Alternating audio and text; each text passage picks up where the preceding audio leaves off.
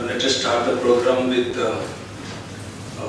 welcoming Professor Shivaprakash with traditional Brahmosya and also a packet of books. I request Professor Manas Lalji to visit the packet and also the commission.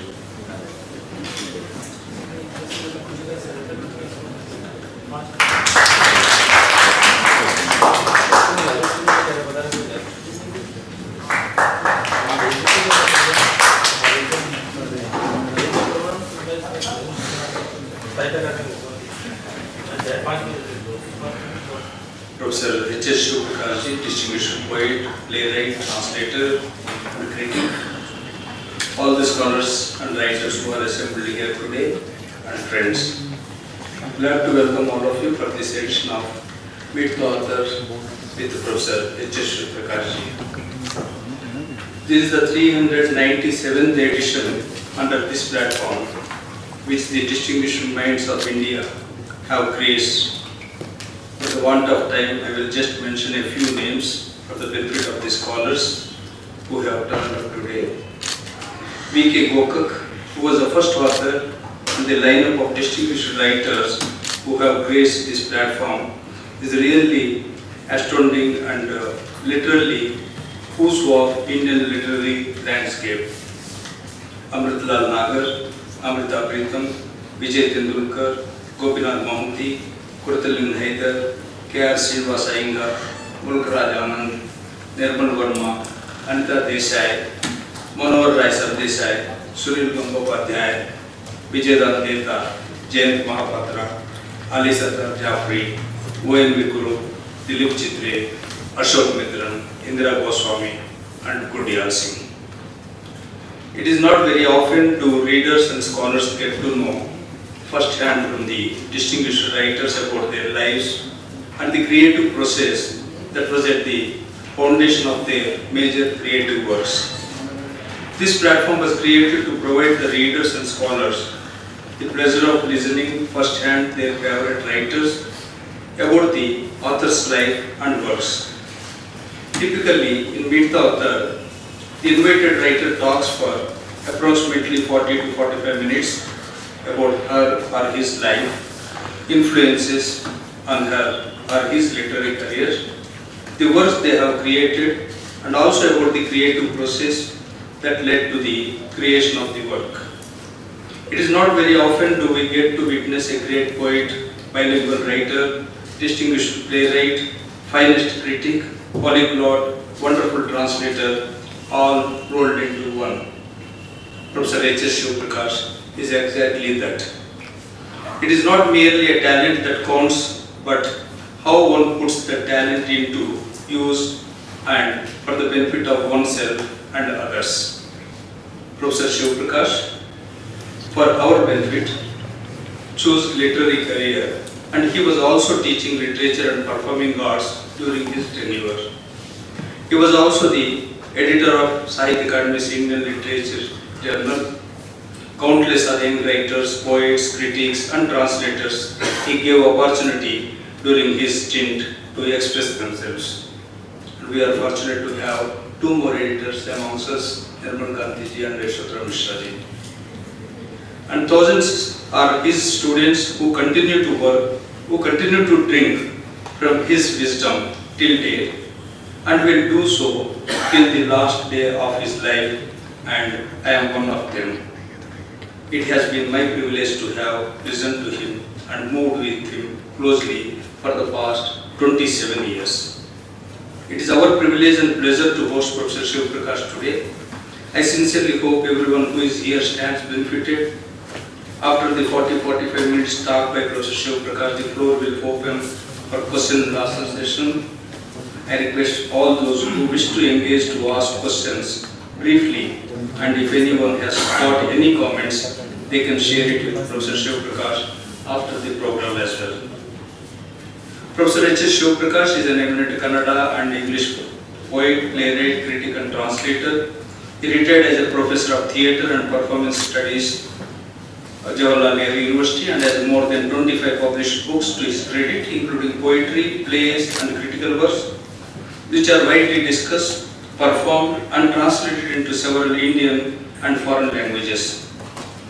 He has participated in the international writing program in School of Letters, University of Iowa, USA, and served as the editor of Sahitya Akademi Senior Literature Journal and former director of the Tagore Center, Berlin, Germany.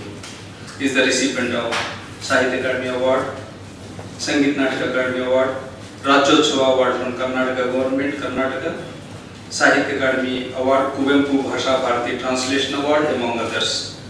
Very recently, the prestigious Ecuador's International Poetry Award given by Goa World Poetry Festival Committee announced, and Professor Shivaprakash is going to receive it soon.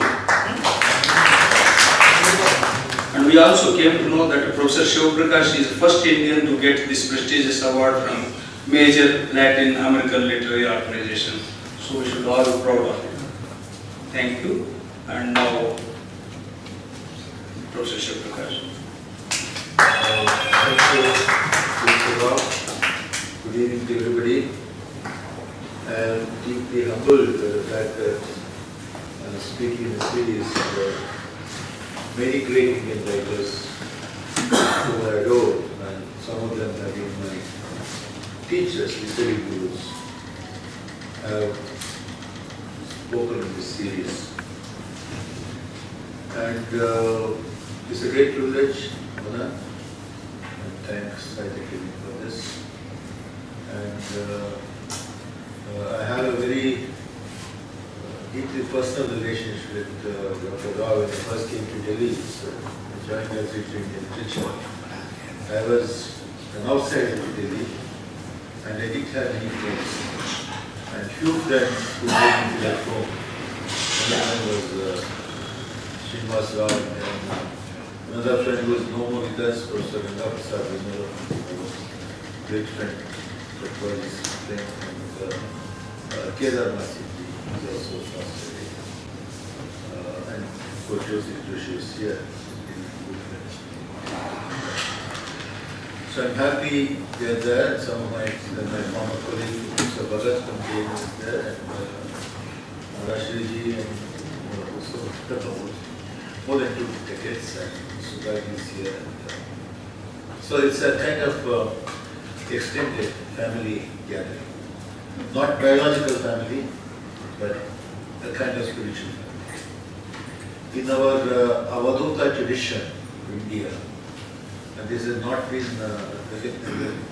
understood by any sociologist, they talk about 2 kinds of kulas, 2 kinds of lineages. One is Naga Santana, the other is Bindu Santana. Bindu Santana is the biological lineage. Nada Santana, the spiritual lineage. Like Kabir belonged to Ramananda tradition. It's not based on biological kinship. So I think poetry also creates a kind of Nada Santana, because poetry is ultimately Nada. And when Tagore, when here Kannada writer Master Venkateswara went to Shantiniketan, Tagore wrote a poem, Koto Ajanare Jana Vituni, Koto Gore Diletai, Dutke Korile, Kote Bondu Porke Korile. He made stranger my closest kinsman, and he became my brother, something of that kind. So that is the job of poetry. And through poetry, I've discovered so many people, not only physically, but also through my readings, virtually, so many others. Srinivas Rao has said I have to say whatever I need to say in 45 minutes. I'm a bit of Delhi to go on speaking to read poems. Recently, my collected book of poems came out, second edition came out in Kannada. It's about 850 pages. And after that, I wrote another 100 books of poetry. So I've written a lot. And my poetry has been undergoing many changes. So many big changes have come about in the poetry in the past 40 years, first poem. Well, I wrote my first poem 50 years ago, maybe 55 years ago, I was a schoolboy. Since then my poetry has, shed scales so many times. When I first started writing, my poetry was a kind of Swanta Sukhaya, my own pleasure. It was a kind of love letter I wrote to myself. 23% for poetry. And when I started writing, there was the cliche Kannada modernism was really there. It was not even full-fledged modernism, because it was Kannada modernist culture stemmed from a very limited understanding of Eurocentric Anglo-American modernism, not even there is no knowledge of other great modernist leaders in Europe, Latin America, Africa. So my first job was to get out of this, suffocating literary atmosphere. So I had to find my own path. When I started writing, there was modernist movement in Karnataka, and then after I started writing 10 years, 15 years later, then started Dalit Mandaya movement, and then feminist poetry came, and I've learned from all of them, but I took out my own path because I couldn't write like a poet, because I'm not a poet. I couldn't write like a poet because of deep composition background. I learned from everything, and I had to create my own path. And I remember what William Blake said, either you create your own system or be enslaved by others. I refuse to be enslaved by other people's systems, however, award being big names to it. And it was mentioned that I should talk about my life. But when people ask me about my life, I remember poet A.K. Ramanujan. There was a second poem by A.K. Ramanujan. It's about a Chinese philosopher who used to dream that he was a butterfly every night. After some time, he started wondering whether he was a human being dreaming being a butterfly, or a butterfly dreaming being. So I'm the same person.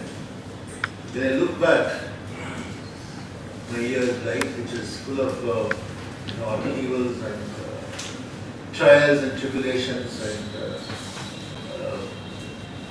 some, let's say, 68 summers, 60 longer winters. I lived, how did I survive all this? Because I lived on the plane of poetry. So my existence, for the most part, is on my poetic and spiritual dreams. And my biological life, biographical life was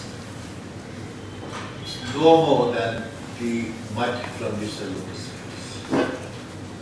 William Blake once said, I don't consult my senses any more than I consult the dust on my feet when I look at the sun. So it may sound very romantic, but it's how I created a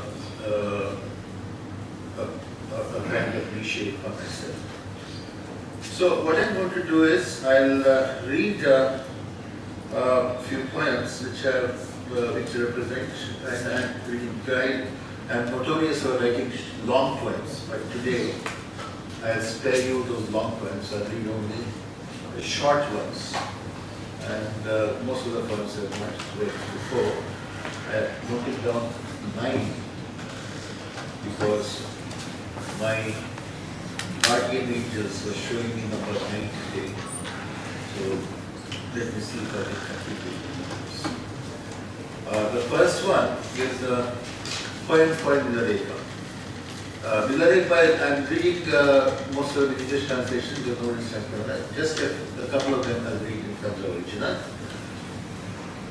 Villarepa was a great Tibetan yogi, and his family was devastated by the black magic performed by his relatives, and then he goes to a great black magic guru and runs black magic and destroys his enemies, and then when he goes to meet his black magic guru, he says, this will not save you, I messed up dying. So he goes to a good guru and the true path, and he goes to Loksava Marma, who is a great figure in Tibetan history, who traveled to India many times to recover Buddhist scriptures. And before he goes to his guru, this experience he has. So he had the magical powers to revive his dead parents and restore this devastated house to its original condition, but he refuses to do that. He recognizes the impermanence of the world. My earliest poems, most of them in the form of dramatic monologue, the kind that two of my favorite, Robert Browning and this Alexandrian Greek poet, something used to write. I remember it a bit. So I'll read. The dream is now before the eyes. The collapsed house, termite-eaten wooden pillars, a fallow stretch amidst millet fields, remains of what was once a home. The memories of childhood and ancestors are buried beneath the nameless snow, but this is the place where I hopped about in my babyhood. The flame of youth leapt up underneath woolen clothes in piping cold. When spurning the threshold, I went in search of my guru. This is where a tear drop soaked my mother's choked mouth. Where are you, O Father, bringing bagfuls of millet home? You sturdy peasant, can I bring back the ones who bore and reared me? Now buried memories amidst snowflakes and scattered, broken building blocks, ever ready to carry out my bidding.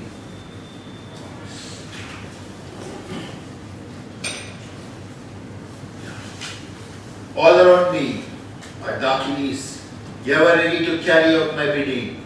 The army of Dakinis assures me, yes, we can bring the dead back or turn into gold these snowflakes, even if you just say yes, O Villarepa. O Guru Mappa, you made these Dakinis my slaves who can satisfy all desires at the flick of my finger, and then demonstrated that desire is the foundation of all houses which collapse thus under samsara.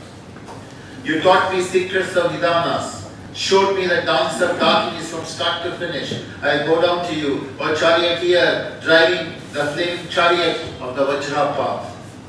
I go down to you, the snow that covers the scattered stones, the worm-eaten pillars, the inscriptions on the forehead of the three worlds. On the brink of Nirvana, even Buddha, the master, suffered stomachache. Why should I make you again victims of the turning wheel, O Father, O Mother? So this is one of my earliest poems. Now I read another poem of mine, which is read by thousands of people in Kannada. It's a very popular textbook poem. It's in primary school, middle school, high school, college, etc. The child at the food stall. You child, standing wide-eyed before the fruit stall. The dark lorry looming up suddenly. The nails of mischievous wings. The stone pelted by naughty boys. Don't let them knock you down in your uprightness. Become a fruit stall surrounded by pawnbroker shops in the dusty marketplace. Become a fruit child. Let taught rightness wrap you around like a ripe lantern full of cracks. Bend just a little, well not too If you bulge up pomelo style or shrink like a lemon, sourness will gather in you. Let your spirit be medium sized, not too big, not too small, like an orange or sweet lime or a mango filled with sugar. Be rare like fruits, or if you see like all, be like a watermelon to the sun-baked eyes, or become the minor sweetness, shrunk in pearl like drops, red like cinders, or the pomegranate, like the wine, cover the length and breadth of the canopy of life. When a dear one comes in the guise of a gardener to load you with fruits, quick embrace her tight. Don't soar up like rocketing prices of apples. Better be a wayside berry, all things. So this one. I normally don't write satirical poems because it was Rilke who said it is related to him, but irony should be the last weapon of a poem. Don't use it very sparingly. But sometimes it feels good. Because I had not a very good relationship with my father. Poems against my father. What my father said. There's a epigraph at the beginning. A young man asked the rabbi, why are there no people today who can see God directly as our ancestors did? Replied the rabbi, there are no more people who can paint so low. Son, look at the tall mango tree. You too should grow as tall as that. If you do, you can just put out your hands and pluck fruits. I trusted him and have grown as tall as that tree was, but the tree has become dwarfed. It's now shorter than it ever was. When I was small, I am now so tall. However much I bend low and strain my back, I cannot reach the banks. If you want to pluck them, if I want to pluck them, I should be as small as a tiny ant. But alas, I am no taller than my tall father. I hear another father telling his son, look at that tall man.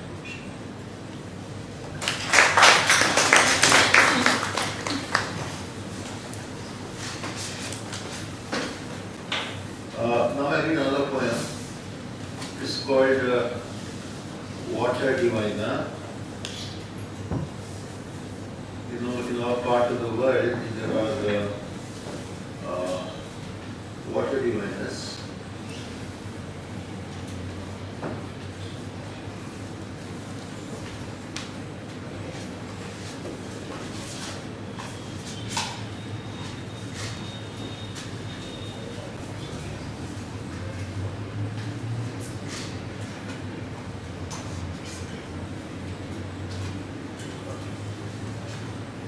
I'll first read in Kannada because this poem is I realized that two kinds of poems. Meaning dominated poems, where the semantics of the poem matters a lot. The others which are language specific, with the phonology matters a lot. So in our part of the world we have these water diviners. Those days people may want to dig a well or something, call them and they will carry some kind of instrument made of some iron rod, and they will be very accurate in their prediction, much better than present day engineers. So the tribe is vanishing. I wrote this poem when one of my friends, Vinay Chaitanya, told me he went to Alappuzha in Kerala. He found the river water contaminated. He had to drink bottled water to quench his thirst. So I wrote this poem there. And they call it Neerina Jogi. Water diviners are called Neerina Jogi. Neerina Jogi, Yallide Hero, Neerina Kannina Kanno, Mandina Jeevada Devada Kanno, Kallina cocoa ನೀರು, ಲಿಮ್ಕಾ ನೀರು, bottle ಸರಿಯಲ್ಲಿ ಸೇರಿದ ನೀರು, ಮಾರುಕಟ್ಟೆಯ ಮಾಯಕಾಲದ ಮಾಟಲ ಚೂಚು ಮಂತ್ರದ ನೀರು, ಬೆವರಿನ ನೀರು, ರಘುತ ನೀರು, ಪಾವು ಚಟಾಕು ಸವ್ವಾಸೆಯರು ಕುಡಿದು ಕುಡಿದು ಕುಡಿದು ಕುಡಿದು ಸಾಕು ಸಾಕು ಸಾಕಾಗಿ ಹೋಗಿದೆ. ನಾಲಿಕಾದ ಕಿಂಚಿನಂತಾಗಿದೆ. ಗುಂಡಿಗೆಯೊಳಗೆ ಕಿಚ್ಚು ಹೊತ್ತಿದೆ. ಬಸ್ಸಿನ ಒಳಗೆ ಕ್ಷಾಮ ಹೊತ್ತಿದೆ. ಹರಾಜು ಹಾಕಿದ ನದಿಗಳ ಕೂಗಿವೆ ನೀರಿನ ಜೋಗಿ, ನೀರಿನ ಜೋಗಿ. ದಿನಾಲು ಸಾಯುವ ಸಮುದ್ರ ಕರೆದಿದೆ ನೀರಿನ ಜೋಗಿ, ನೀರಿನ ಜೋಗಿ. ಕೆಳಗಳು ತೇಲುವ ಬಾವಿ ತುರಿಚಿದೆ ನೀರಿನ ಜೋಗಿ, ನೀರಿನ ಜೋಗಿ. ಕೆರೆಗಳ ಕೊನೆಗೆ ಕಡೆಯೇ ಇಲ್ಲ ನೀರಿನ ಜೋಗಿ, ನೀರಿನ ಜೋಗಿ. ಕೆರೆ ಬಾವಿ ನದಿ ಸಮುದ್ರ ಒಕ್ಕೊಡಲ್ಲಿ ಹೊರೆಯುತ್ತಿವೆ ನೀರಿನ ಜೋಗಿ, ನೀರಿನ ಜೋಗಿ. ನಮ್ಮ ನೀರಲ್ಲಿ ತಾವೇ ಇಲ್ಲ.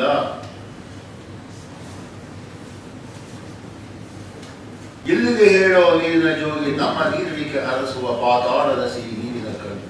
ಹಗಲ ಮೈ ಮುರಿಯುವ ಚಾಕರಂದಿವೆ ಇರುಳಿನ ಕೊಳ್ಳಿ ದೆವ್ವಗಳಂತೆ ಜಗ್ಗರಿಯುವ ಸ್ವಪ್ನ ಜೀವಗಳು ಎಲ್ಲ ಮನುಷ್ಯರ ಭಾಷೆಗಳಲ್ಲಿ, ಎಲ್ಲ ಪ್ರಾಣಿಗಳ ಕೂಗುಗಳಲ್ಲಿ, ಬಡದ ಗೊಂಡಗಳ ಅರಳ ಮೊಗ್ಗಿನ ಜಡವಸ್ತುಗಳ ಮೌನಗಳಲ್ಲಿ ಕೂಗಿವೆ ಕೂಗಲು ಮಾರಿಯರಾಗಿ ನೀರಿನ ಜೋಗಿ, ನೀರಿನ ಜೋಗಿ. ಮಲಗಿದ ಕೂಡಿ ಎಚ್ಚರಿಸಯ್ಯ, ಜಲಕಣ್ಣಿನ ಕಳೆದೊಯ್ಯ. ಇವು ಇಲ್ಲಿದೆ ಇಲ್ಲೇ ಇಲ್ಲೇ ಕಾಯಿಲೆಗೆಲ್ಲ ಕೊನೆ ಕಷಾಯ. ಜೀವತಾಯಿ ಗುರು ಜಲಗಣ್ಣು ಎಂಟು ನೀ ನಮಗೆ ಇರುವುದೆಂತೋ ಎಲ್ಲಿದೆ ತೋರಿಸೋ ನೀರ ಕಣ್ಣು. ಮಾಯಬಲ್ಲದೆ ಆಶಯ ಉಂಟು.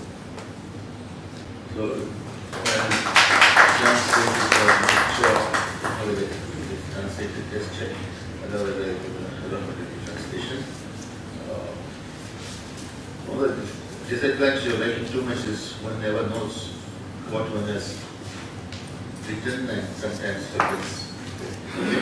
I do the offline translation.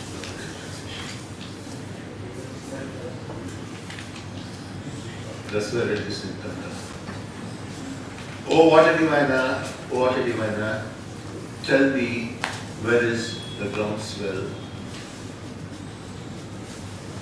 Where is the eye, which is a wet eye, which is the soul of the earth?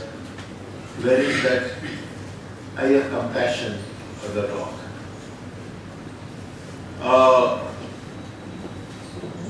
We're tired of drinking cocoa water, Limca water, and bottled water, enchanted with the evil mantras of the magicians of the market, and the water of sweat, the water of blood, which are these bottles have drunk all these waters, and having drunk that water, they're tired, and my tongues have become like a hot plate, and there's fire in the heart, and there's famine in the stomach, and the auction rivers are crying out, oh water diviner, oh water diviner, and the sea which is dying every day is crying out, oh water diviner, water diviner, and the wells filled with dead bodies are crying out, oh water diviner, water diviner. There is no end to the cry of ponds, oh water diviner, oh water diviner. The pond and the well and the river and this ocean are crying out in a chorus, oh water diviner, oh water diviner. Tell me, where is that eye of sweet water which can quench our thirst?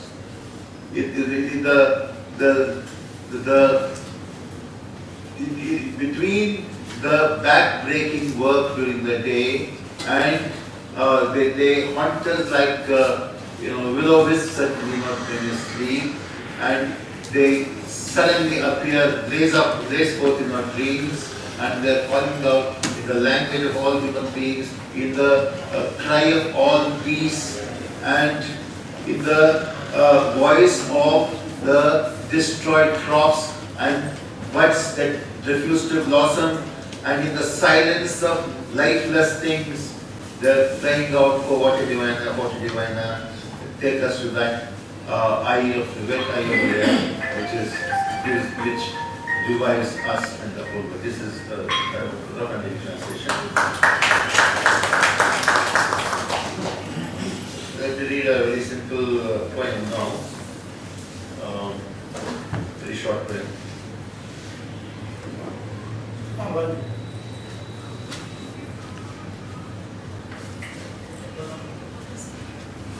If you had not been there, I know, if you had not been there,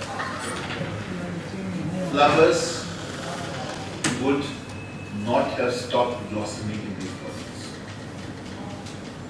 And butterflies wouldn't stop flitting from one flower to another. I know, if you had not been there, the sale of these flowers in the market could not have stopped. And the death-like cat wouldn't stop eating these butterflies. Still, if you had not been there,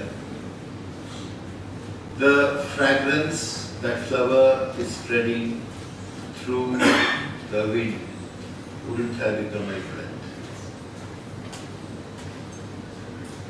And the colors which flowers have thrown into the light wouldn't have pleased my eyes. And if you had not been there, there will be no flower left in the world, no fruits left in the world, which wouldn't be sold away in the market.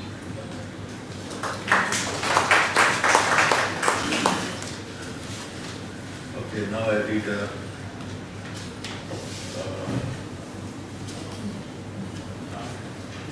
this is based on myth in Shivaprakash, where when Sati died, you know the story, and Shiva carried a dead body in his shoulder and walked around before her, and wherever, and the Shiva made the body after rotting away, wherever they fell, the different Shakti Kshetras emerged there.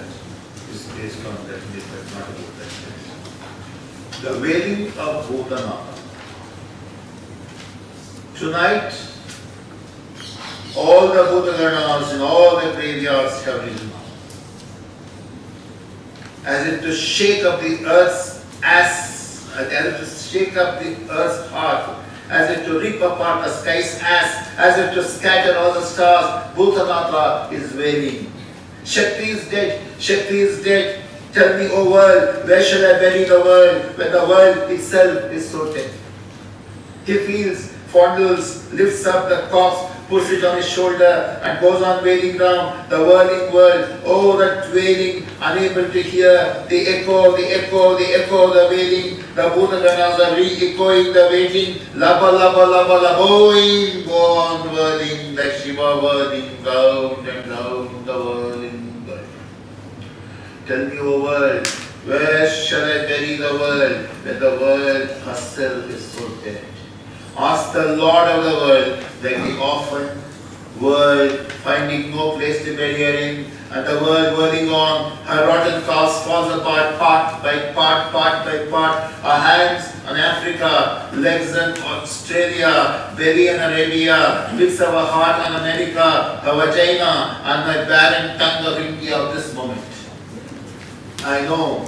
So does the whirling world, that unless the scattered bits of rotting tops turn into rotting manure, give rise to shoots, sprigs, buds, flowers, and fruits, the whole harvest of the new world, the Lord of the world, will go on whirling around the whirling world, whirling night and day, round and round the whirling world. Tonight the globe goes wailing, when Bhutanatha's wailing is resounding, when the ho of Bhutagana is running amok. Where shall I bury the world when the world itself is so great?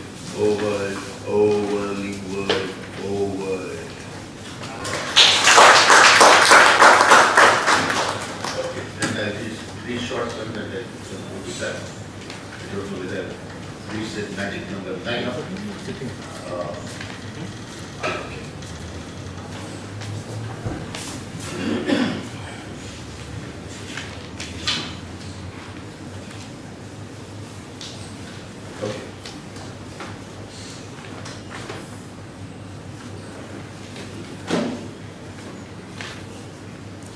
three blind men.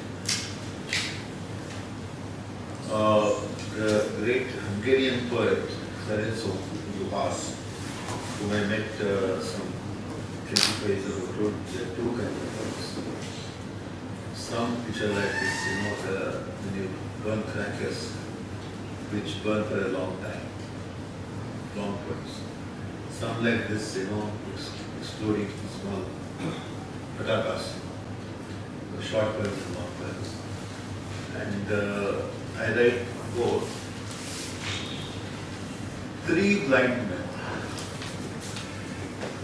ಮೂರು ಮಂದಿ ಗೆಳೆಯರು ಮೂರು ಜೀವದ ಗೆಳೆಯರು ಮೂರು ಮಂದಿ ಹುಡುಗರು ಮೂರು ಜೀವದ ಗೆಳೆಯರು ಮೂರು ಕಾಲ ಹಂಚಿ ನೋಡು ಮೂರು ದಿಕ್ಕಿಗೆ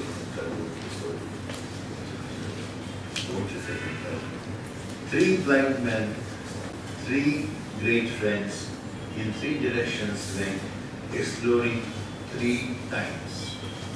The first one went further and further back with each step into the mother's womb, became stone among stones, water among waters, the road to turn into water and float back to us.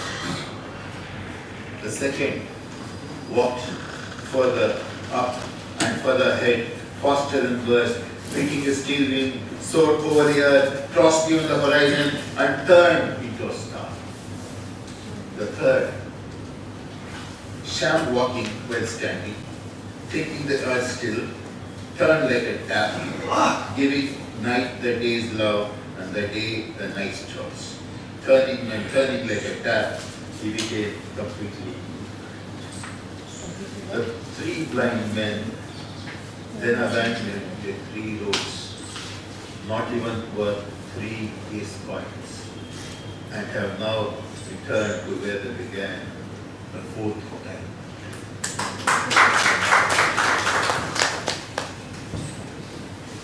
And my connection with spirituality has become a big problem for some of my readers. They say everything is fine, but see his believer. And of course, other fundamentals people consider me a communist. So I lose opportunities of course I was good. Once I answered every school as a kid about me what I am. I'll read, and I tell these people, see, I am not a believer. I go through some experiences.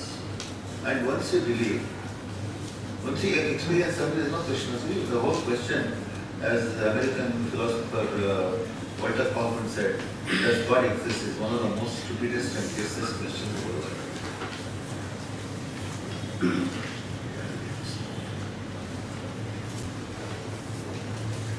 God is getting restless, I think.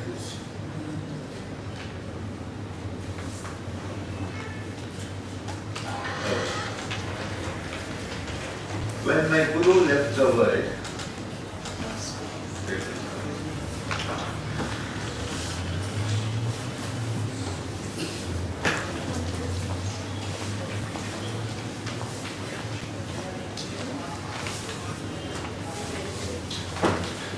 ನನ್ನ ಗುರು ಜಗತ್ತನ್ನು ಬಿಟ್ಟಾಗ, when my Guru left the world, ಇತ್ತ ತನ್ನೊಡಲನ್ನು ಸಾಯಿಸುತ್ತಿದ್ದೆ. He gave his body of flesh to the womb of mother earth. ತನ್ನ ಉಸಿರನ್ನು ಬೀಸುಗಾಳಿಗೆ, his breath to the blowing wind.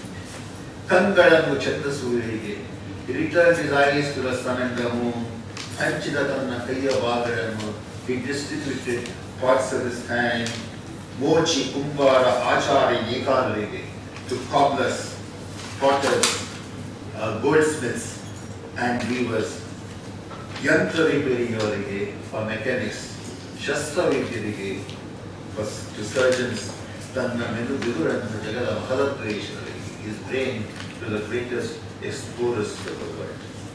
ತನ್ನ ಹೃದಯವನ್ನು ಕಲಾವಿದರಿಗೆ, gave his heart to poets and artists. ತನ್ನಂಗಸೆದೆಯನ್ನು ನಾಚಿಕೆಯರಿಗೆ, his justice to Nachnis. The Nachnis are community in Bengal, and they're almost like prostitutes. They get married to some person, but they don't have the wife estate. When they die, not even their funeral is performed. So his justice and movements to Machinis, ಬೀದಿ ಆಟವರೆಗೆ, the street players, ತನ್ನ ಮೂಳೆಗಳನ್ನು ಗೋಳಿಗೆಯವರೆಗೆ, his bones to grave diggers, ತನ್ನ ಸಮಾಧಾನವನ್ನು ಪಡೆಯುವವರಿಗೆ, his contentment to the poorest of the poor, ತನ್ನ ಅಶಾಂತ ತಹದಹವನ್ನು ಆಗತ್ತ ಶ್ರೀಮಂತರಿಗೆ, and his endless restlessness to the richest of the rich. ನನ್ನ ಗುರು ಜಗತ್ತನ್ನು ಬಿಟ್ಟಾಗ, ನನ್ನ ಗುರು ನನ್ನನ್ನು ಬಿಟ್ಟಾಗ ಅನಂತದ್ದು ಸ್ಟೇಜುವಾಗಿಲ್ಲ. The Guru left the world, he became an invisible flame. ಬೇರೆ ಆಗಸದ ತಾರೆಗಳಲ್ಲಿ, ಕಡೆಗಿನ ಮನೆಗಳಲ್ಲಿ, then he became a flame in the billions of flames in the sky, and a lamp lit in our house, and he dwelled in our homes as light. ನನ್ನ ಗುರು ಜಗತ್ತನ್ನು ಬಿಟ್ಟವರಿಗೆ what did my Guru give me? He left the world. Gave me nothing. ಈ ರೂಪ ಶಬ್ದಗಳ ಹೊರತು, except these broken words, ಈ ಹಲುಕು ವಾಕ್ಯಗಳ ಹೊರತು, except these scattered sentences, ಒಂದು ಆದೇಶ ನೀಡಿದ, he gave one command, ಹುಡುಕು ಅರ್ಥಗಳನ್ನು, look for meaning. ನಾನು ಕಾಣದ ಸನ್ನಿವೇಶಗಳಲ್ಲಿ, in the situations I've never been through, ನಾನು realized on people whom I never could.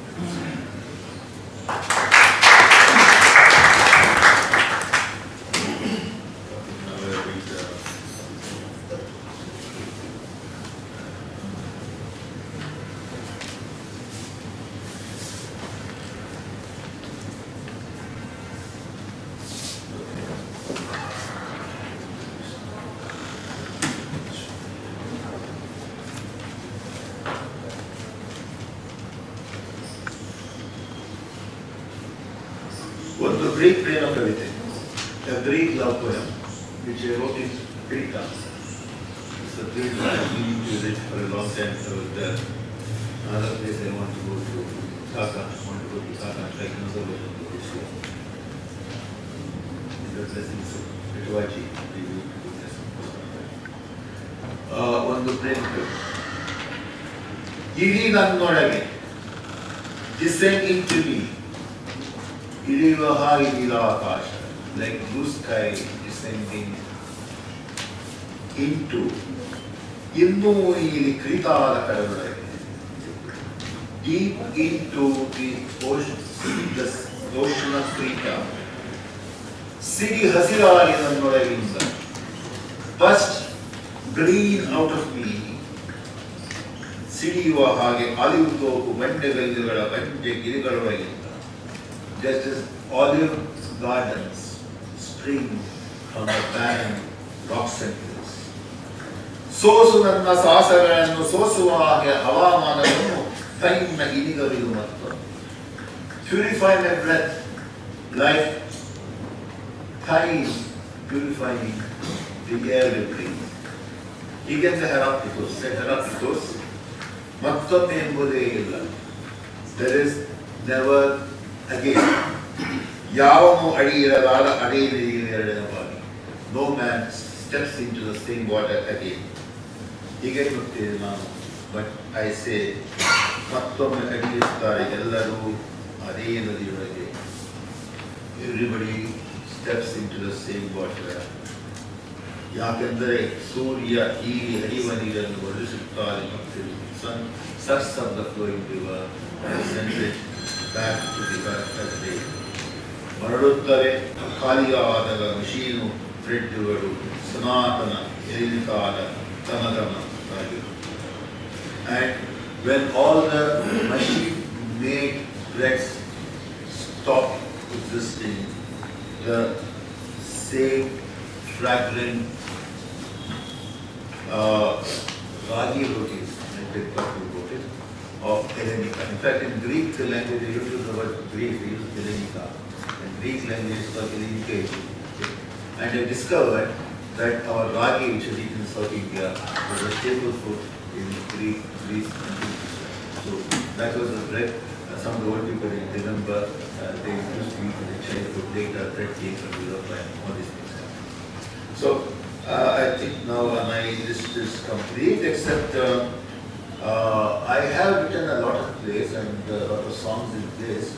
I write very beautiful songs. I can't sing so well. Some people get very interested in music, so but I sing when I go abroad and people come to this. That's fine. So I forget that I'm in India. I just want people to find music, sense of music. Just okay. This is the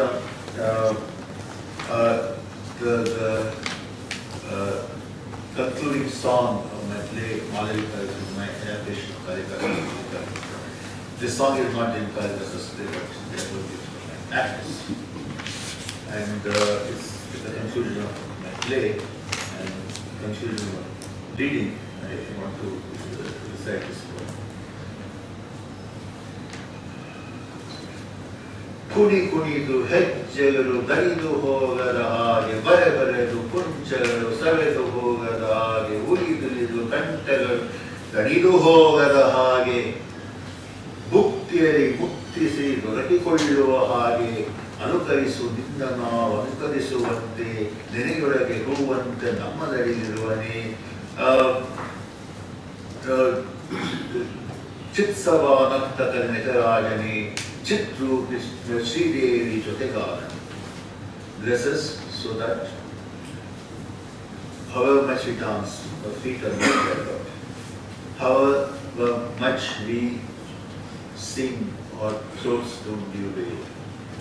However much we paint, our brushes don't get worn out. And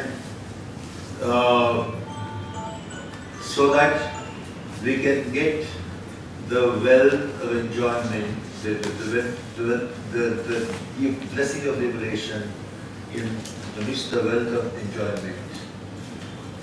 You, the dancer of Chitsava, the hall of consciousness, Nataraja, with the eternal companion of Sri Devi, who is the Chitchakti, the goddess of consciousness.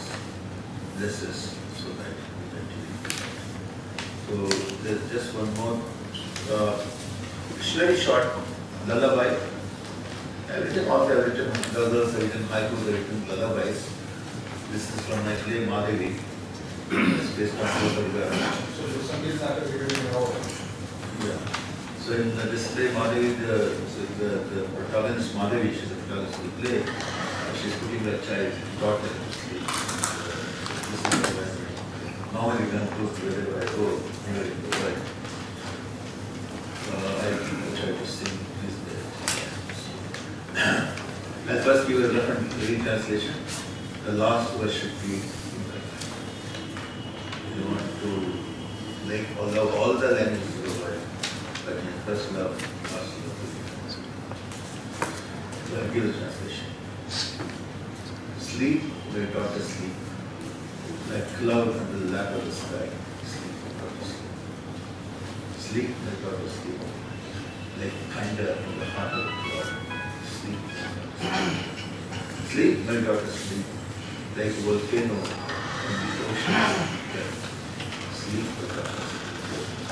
Sleep, my daughter, sleep.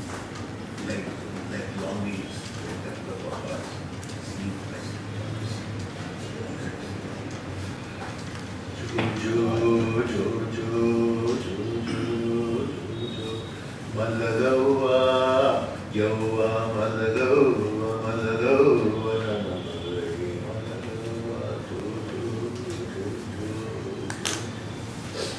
Gaganada Madinali Mugilu Malagawa Hagi Malagawa Yova Malagawa Malagawa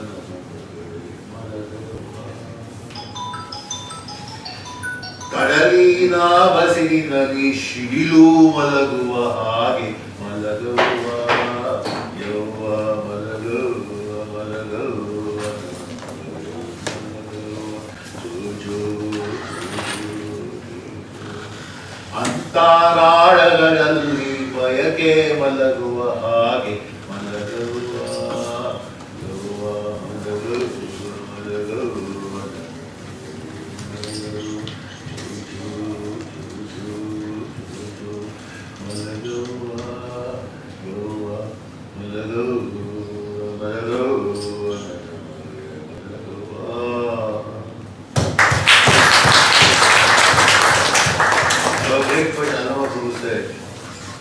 Aishyaviru Bhashapadu. Life so infinitely long and language is so small. So I somehow remember this quote, you make what you like.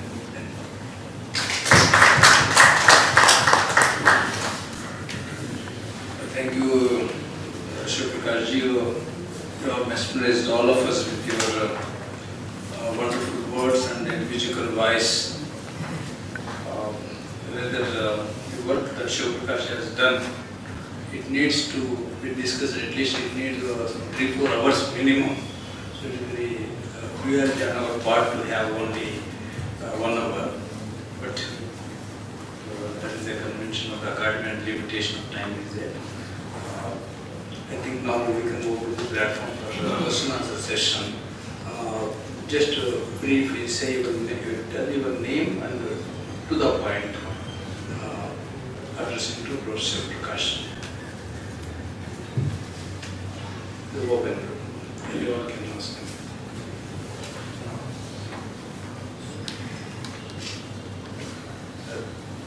Yes, sir. This being the art of body, what can take any point in life? Take a mic, sir. Namaskar. Namaskar, everybody. बहुत अच्छा लगा. Very nice to hear art of your body. Any turning point in your life you would like to know, which makes you a poet? Yeah. I think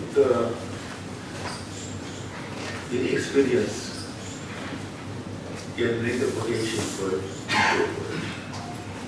I've seen a lot of people who want to become poets. When Stephen Spender, the British poet, was the man who went to meet T.S. Eliot to seek advice on how to become a poet. He asked T.S. Eliot, how does one become a poet? He said, there is no way one can become a poet, one can only write in prose. So when something jerks you out of your normal consciousness, and you have the use of the language, that becomes poetry. There is no other acceptance, and there is no method, nothing. And people who suffer a lot, they don't become poets. And there was a Telugu poet called Sheshan Sharma, who married a princess, so they were very good poet. Some poets have been great kings, like Shivaprakash. Some poets have been formless, like Madhara Chennaya, who was the first Vachana poet in Kannada with a formula. So anything and everything could be the subject and object of poetry. There was a great Burmese meditation master who visited the court of the king, and the king asked, what is the best object of meditation? He said, all the thousands of Buddhist certain number elements, all of them, sankharas, can be the subject of meditation. Similarly, anything and everything can be the subject of poetic meditation.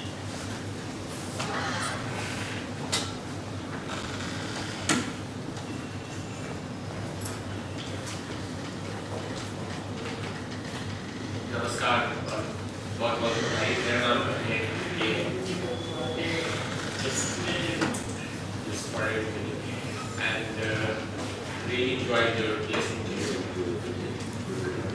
कई बार मुझे आपको बिना आपको आपने देनी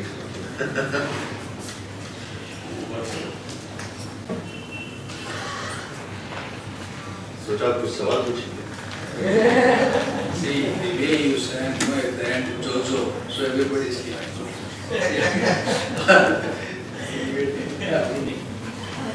Namaste, sir. I'm Bhumi Malik, and sir, whenever we hear you, and I've had the good fortune of listening to I you. can't hear you. Can you hear me now, sir? Yes, I can hear you. Sir, many of us, like you said, it's an extended Bandhu Parivar, a spiritual family that you're all meeting, and we've had the good fortune of listening to you a lot of times.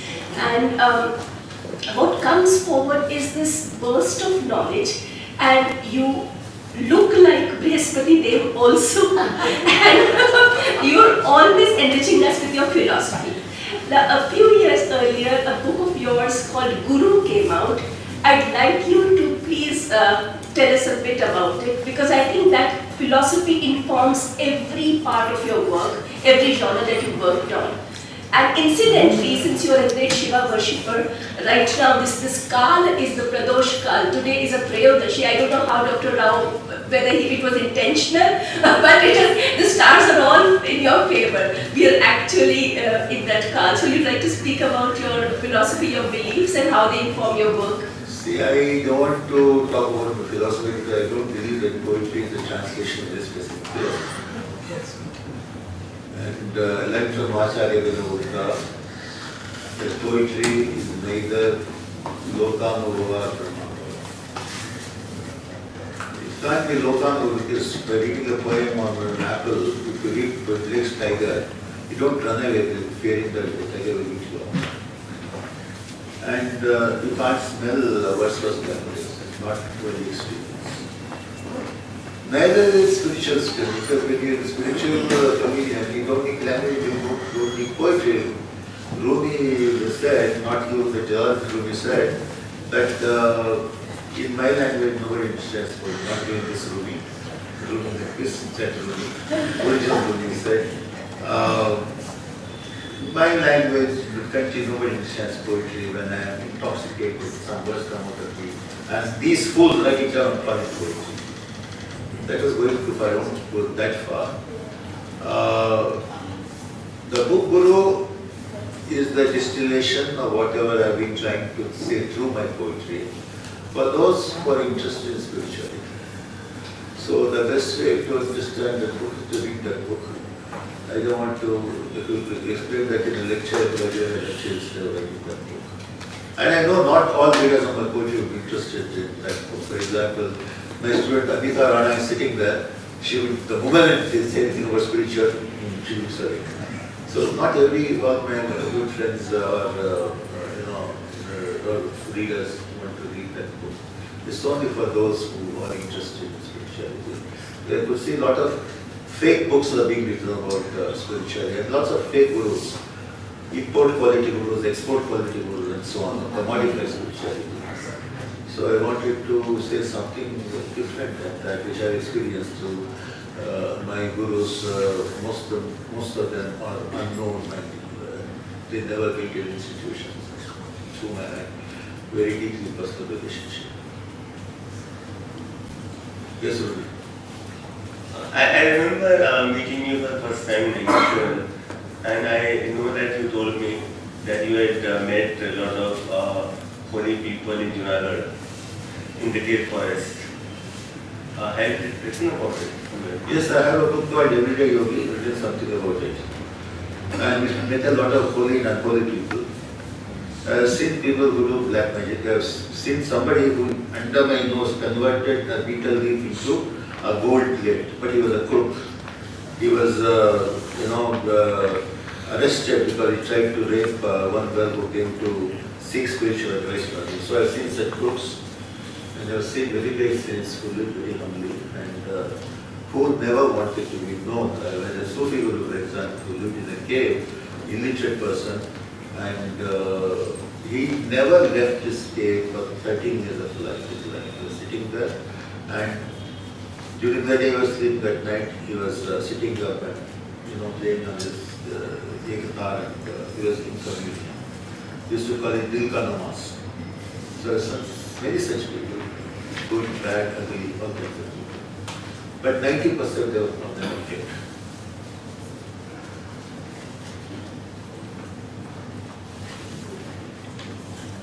Smitaji. Namaskar, sir. Smitaji is a very good poet. Recently I been reading her poems. She writes very good poems. Sir, in your poems, I do not know whether this is a question or an answer or deliberation, but in your poems, I perceive that your poems are born out of some kind of trance, a trance state of mind, where you are becoming Shiva or Shiva is becoming you, you becoming the pilgrim, and the pilgrim is becoming Shiva. So, would you like to elaborate on this? Trance, yes, even Plato said poets are dangerous because they go into trance. Of course, later, of course, we got all kinds of progressive poets who rejected trance. They started taking quantitative and so on. But I don't write unless I become possessed by a word, an image, or some rhythmic, some sound, whatever. So it overpowers me. I don't want to analyze it too much, because the famous Tibetan Buddhist story, there was one peasant who got a mantra from the Guru, and he didn't know how to pronounce it. It's a mantra calling out the blue tara, and every time he chanted the mantra, Devi would appear. Then one learned monk came whom we met. He said, "This is not the right way to pronounce the mantra, to pronounce it like this." And after that day, after he corrected his pronunciation, the goddess disappeared forever. So I don't analyze this thing, because TSD has said a good poet is conscious where he should be conscious, and unconscious where he should be unconscious. A bad poet is conscious where he should be unconscious, unconscious where he should be conscious. So it could be like that, I don't know. But the proof of the pudding is in the eating of it. You like the poem, that's it. So you said that, I think you said the right word, those poems are born out of possessed state of mind. Yeah, suppose that's how the most I can approximate the experience. But all this, just the tale, just not the tale. Just the poem is not the tale.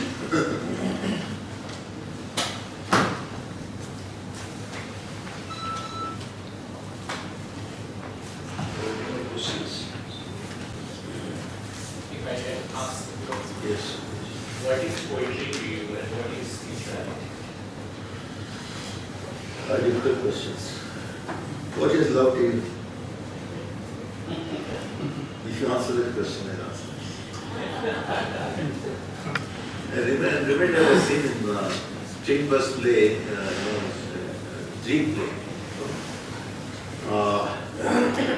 One physics professor is explaining the concept of time to school children. And one boy asked the teacher, "Sir, what is time?" The teacher, "Time is what you know. Time is something that flies." Then this boy starts fleeing, running, he says, "I am time." So there are certain things I can't be defined. It will be defined. So it's understood. So you tell me what you understand by love, I tell you what you understand. I'll send you the talk. Okay.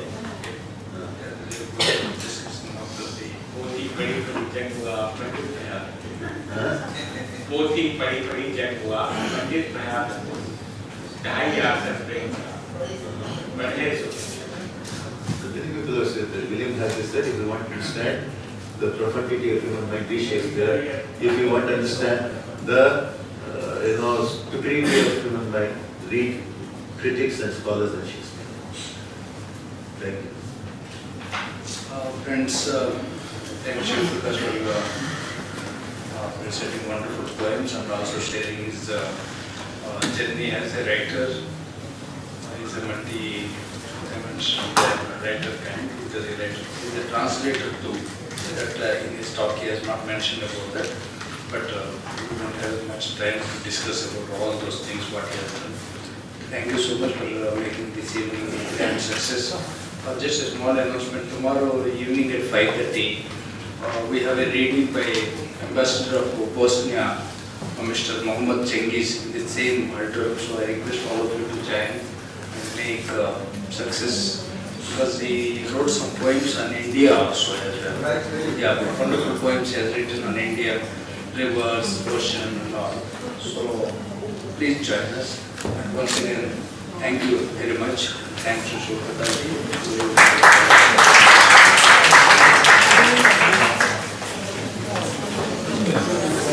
I request all of you to join a tea they have arranged outside.